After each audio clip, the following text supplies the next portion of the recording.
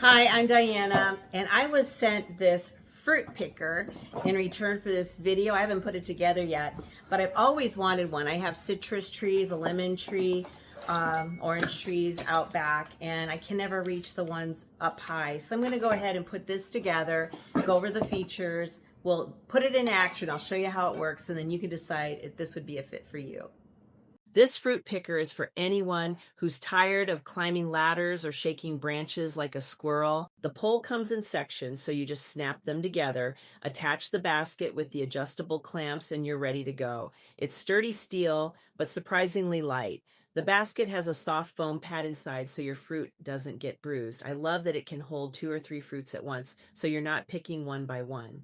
Just hook the fruit, give a gentle pull, and it drops right into the basket like magic. When you're done, break the pole back down into pieces. It fits in a bag so you can store it in the garage or toss it in the car for a weekend orchard trip. I've lived at this home for 20 years with these citrus trees, had to get on ladders, step stools to pick my fruit. What was I thinking? I guess I just didn't know they existed. So if you're looking for a great way to pick your fruit, or if you've got a family member, this is a great gift idea for them if they pick fruit as well. Definitely check it out.